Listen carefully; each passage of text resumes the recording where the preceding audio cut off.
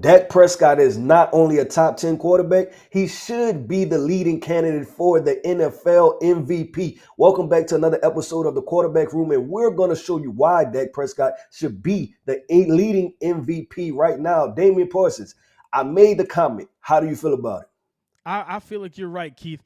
Dak Prescott should be a part of, if not the leader, in this MVP conversation, right? 70% completion, almost 3,000 yards right now on the season, 23 passing touchdowns to 6 interceptions. He's been balling, Keith. And guys, what we want to do is get into the film and show you what he was able to do.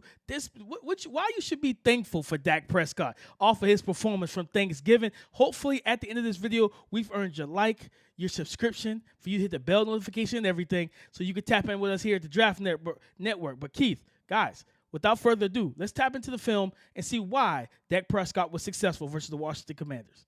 All right, so we're starting this thing out. I think this was the first throw from scrimmage. And Keith, what was really important to me on this throw was just the fact that, like, when I watched this play live, of course, you see cover one man, and you're able to watch Dak kind of showcase, and I highlighted it differently so you can see the curl route is where he's going to go. But when you're playing against cover one man, and you know that you're going to have that middle of the field safety, right? Single high. You got to throw that guy off. You got to move him to where you need him to be so you can get to the route that you want to get to. And he does a good job of that. And you're going to watch the back of his helmet and how he looks this guy off and uses his eyes, the gravitational pull, and pulls that safety in the middle of the field and comes back to that curl route to not to Brandon Cooks, but to Michael Gallup. Yeah, DP, I looked at it from the perspective of, right, that he went through his progressions, and I thought that this was important. And honestly, and people are going to see as we get through this film, this was the warm-up, right? When you're getting through progressions as a quarterback, you're in rhythm, right? Your feet are aligning with your drop backs, right? And then you're able to throw the football at the top of your hitch. I think that shows, okay, I'm in a rhythm right now as a quarterback, right? The play calling is matching and everything is going and flowing the right way. So this right here, right, simple completion, right? It's not a whole shot. It's not a 40-yard dime, right? It's not a bucket shot. But what it shows is, okay, we're in rhythm, and this is the setup to have a really good game as a quarterback. So when you hear these NFL commentators and they start to talk about rhythm and getting a guy going early, it's just simple things like this: getting the progression, and let's get the play going. Let's get this offensive going. Right, and you see Tony Pollard move pre-snap, Keith, to be able to show, all right, coverage indicator, knowing that it's man-to-man coverage, and you also have pressure bearing down. And what did he do? He did a good job being able, like I said, look off. I think that's Cam Curl, number 31 in the middle of the field. This is a great angle of it from the end zone where you're going to see him be able to, he points out the mic, make sure the guys know where guys are located. And then boom, look, and he stares at it well in the middle of the field. Cam Curl has to. It's manipulation at the same time, guys. You got to go where the eyes go, and he does a good job at it. Here, you got cover two, and this throw was impressive, Keith. This was a very impressive throw. Backed up into your own end zone and just throwing that seam ball. This is one of my favorite throws of the game, to be honest with you. DP, I called the last play the warm up. DP, you in the game right now, baby. You are in the game. Look at this beautiful football, man. There's a cover two, like you said, DP. You know that you have a vertical route by your tight end, right? And for some reason, not even for some reason, but Dak Prescott, he's giving Ferguson these opportunities consistently, right? Like, because even last week's game, he had another like kind of hole shot like this, I believe, to Ferguson up the seam. But man, it's just a beautiful throw. He throws it right past the ear hole of the defender, understanding his cover two. So this is the last guy that he has to beat. Guess what? I have nobody on top of him. Let me rip this thing. And what you start to see is when we talk about tools, DP, Dak Prescott is one of those quarterbacks that has tools. He's big, he's strong, he's mobile, he has a big arm, and he can rip these type of throws. So this was like you said, this is only play two, but this may have been one of the more impressive throws of the entire game. No, 100%. And for those looking like, well, they're looking like, well, you show cover two. Yeah, cover two, but that middle linebacker also has man principle. So if the guy goes vertical, he can take him and run stride for stride, which I think that's Holcomb, which is what he did. But the fact of the matter is the ball placement, the accuracy. And like you said, this was one of those shots, or those, like you think about from a basketball standpoint. All right, I need that free throw, that mid-range shot, the first throw to kind of get me going. All right, now I'm taking the three ball. All right, I'm going to take a three ball, and I'm going to let you know, okay, it's going to be a long day for you. And that's what Dak Prescott was able to do in this throw. And like I said, he had some impressive throws, but this was just very impressive to the seam ball between two high safeties with the man-to-man defend like running stride for stride. The accuracy and ball placement can't be understated here. Yeah, DP, and you talk about top of the hit, you talk about rhythm, let the ball go, and we seen Dak Prescott. That was the second time he was in rhythm and he was able to make a play. Mm-hmm. On this one here, we're gonna get a pre-snap, flag here because they're gonna jump off sides. But to be able to move, shift, and just be able to get this ball to the end breaker still to where it's like that flag.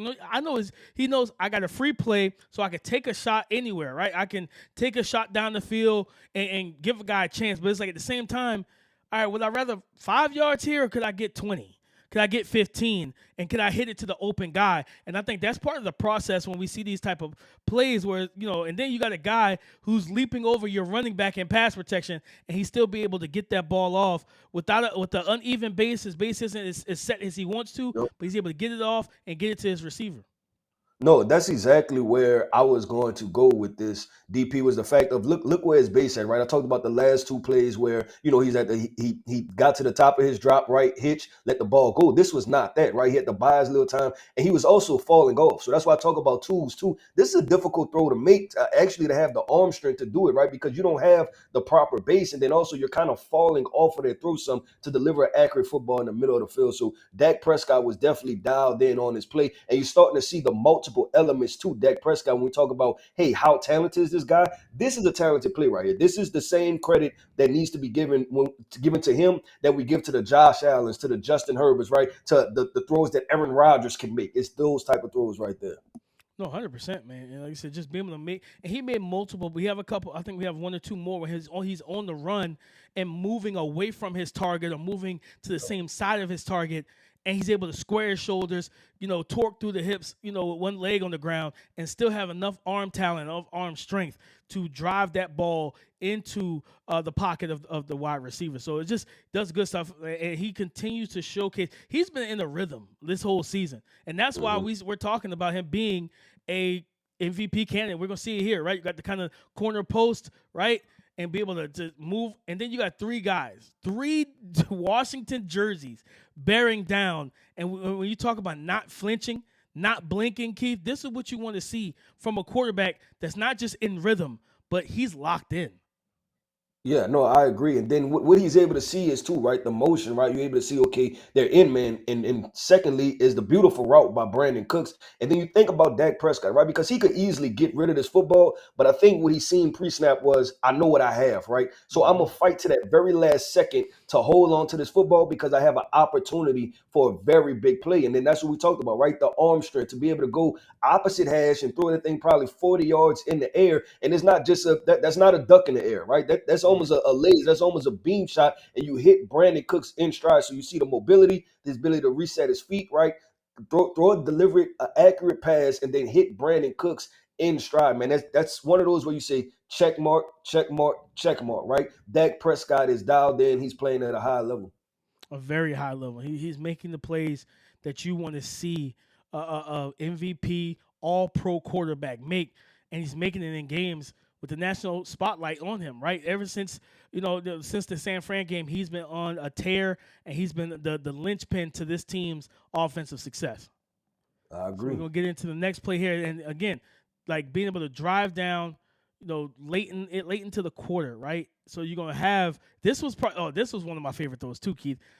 Pump fake, 1 foot on the ground, and just delivers a beam right to the sideline, right? And then you go into your weak side. He's going to your left hand. He's a right-handed quarterback, so he's got to be able to, get the shoulder square. So you see him pump fake, roll out, and just deliver a shot right to, I think that's Jalen Tolbert on the sideline, where his guy is and it's a controlled throw too, Keith, because it allows this guy to stop, get 2 feet in, and prepare for the pass and not be out of control where the guy can't come back to the ball and make a play. He's locked in. Yeah, and that looks to be cover two once again, DP. And like you say, Dak Prescott, he knows what play they're running, right? He buys more time. He knows where he's going with the football. But you also look at the motion, DP, the way he was able to torque his body, right, to be able to hit that cold shot. And I agree with you. What he's doing is not leading his receiver up the field and running him into the defender, right? I am stopping you with the football and making you sit down in that zone so that way you don't run yourself into contact or run yourself into a potential pass deflection or something like that. So he's sitting that guy down. And that's another version of, you want to say hole shots, right? The hole Yep. shots in cover two, right behind the cornerback and in front of the safety. Dak Prescott was able to do that with this throw by sitting his wide receiver down. And another element to this, Keith, is especially after that injury he dealt with a couple seasons ago, is Yep. using his legs, being He looks comfortable healthy, and man. confident He with it. looks healthy. He looks healthy. 100%. This is the best. Like this might be the best we've seen Dak Prescott play in a while, Keith. For real. Yeah, I agree 100% with that. And he's done a good job. And that's when you know a quarterback's locked in when they're making a lot of the checks at the line of scrimmage. And another one rolling out, getting his feet set, getting square. And you see Brandon Cooks, who was kind of working across the middle of the field, right? Working across the middle of the field. But when the return, this is a veteran receiver, too. This is a veteran receiver because we're going to see that here, that he breaks off and he whips that thing around. He whips it around and works back towards his quarterback and makes himself available for his QB.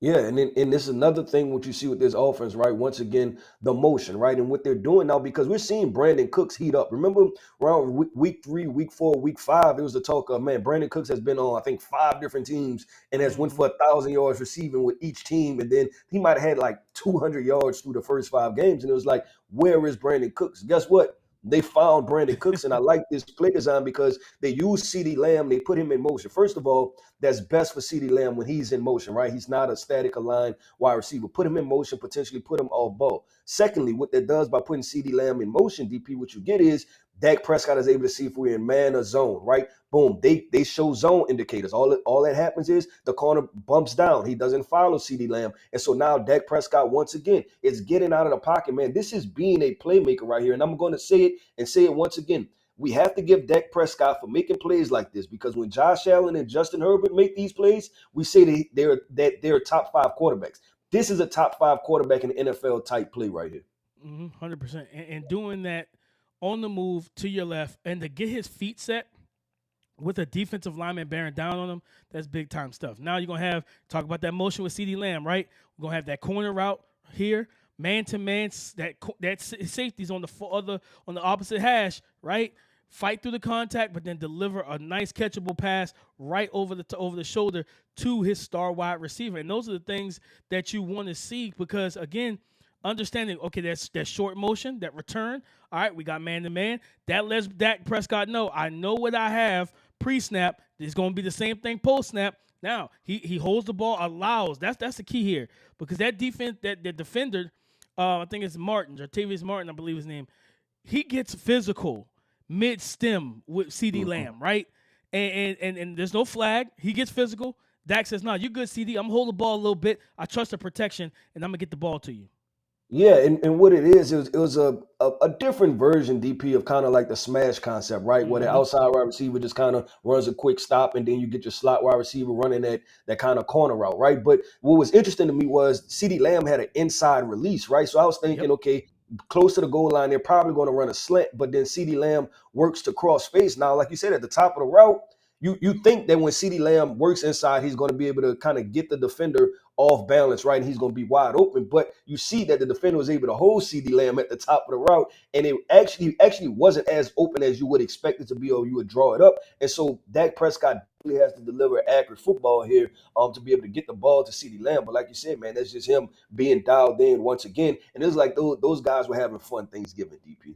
Oh no, they were preparing for the turkey leg, Keith. They were preparing for the turkey leg, which Dak actually had one stashed away in that bin after one of the touchdowns. But then we're gonna have I think this is the next play is the 2-point conversion, and this throw for anybody that questions the arm talent of Dak Prescott. Don't question it after this throw. Right. And you're not going to really appreciate it until we get to the end zone angle where you just see the ball rip between 2 defenders. And the refs were so shocked. They're like, nah, this got to be out of bounds. It's got to be out of bounds. Like, no, refs, they had to talk check about the it, tape, baby. This was a 2-point conversion.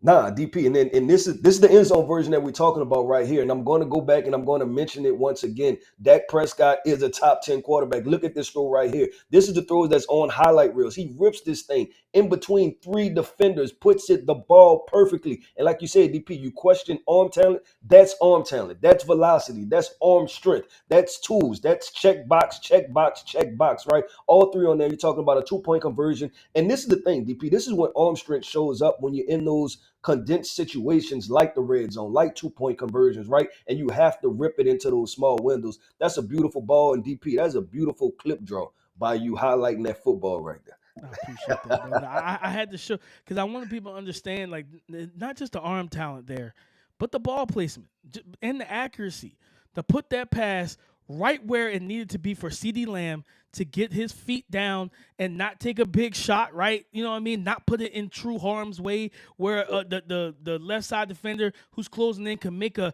diving interception. Now he rips it and makes just an outstanding play. And he just continues to do what he does. In this play here, seam route against, I believe it's cover 2 again. They caught these guys in that cover 2 look, Keith. They caught them in that cover 2 look a couple times in this game, right? You're going to have that cover 2 with Turpin, who's kind of like their primary returner, up the seam, full speed, right? You're going to have, highlighting, coning these DBs, splitting the safeties. Keith, the route concept does a good job. Shout out to Mike McCarthy for his play calling, but then again, just a moonshot, just boom, right there in the breadbasket to Turpin, where again, being able to pull that split safety, you want to be able to pull those guys farther wide to the sideline to open up that seam route, and that was a good job. And then, like I said, for Dak just to throw that nice high arcing moon ball right over the top and just allow Turpin to go ahead and make the play. And DP, what you see is adjustment, right? And you're like, what are you talking about? So earlier when we showed the cover 2 shot with Jake Ferguson, right? That was what Holcomb playing that middle linebacker position. I don't know if you can rewind it real quick back to the end zone version. The Commanders tried to make an adjustment for that DP. And what they did was, I believe 31, that's Cameron Curl. They had Cameron Curl walked on the line of scrimmage. And what he was going to try to do was undercut that football, right? It was a cat and mouse type game that's being played here. Cole Holcomb is now, Cameron Curl is now that middle defender, right? That sink guy in the middle of the field. But man, when you have the play design drawn up like this, Dak Prescott, high IQ football player, high IQ quarterback, he's able to still decipher it and know, hey, I have Cavante Turpin going on this vertical route. This is not Jake Ferguson this time, and I don't think we'll run with him from that position. But yeah, guys, listen. Dak Prescott, Keith said it multiple times during our film breakdown and watching the tape today. Dak Prescott is a top 10, he's playing like a top 5 quarterback, and he should be in the MVP conversation. Now, you talk to us because we love to talk back. Jump in the comments. Do you believe Dak Prescott is an MVP candidate? And if so, how high on the MVP rankings should he be right now? Because he's playing at a very, very high level. Hopefully, at the end of this video, like I said at the beginning, hopefully we earned your like, your comment, your subscription, you hitting the bell notification. Hopefully we earned all of that and we did a good job and you were impressed and you loved the content that we brought over here. So again, guys, as always, I'm Damian Parson, DP. You can find me on X at DP_NFL. That is my guy, Keith Sanchez. You can find him on X at The Talent Code. All right, talk to us because we do talk back. And remember, everything with the draft starts here at the Draft Network.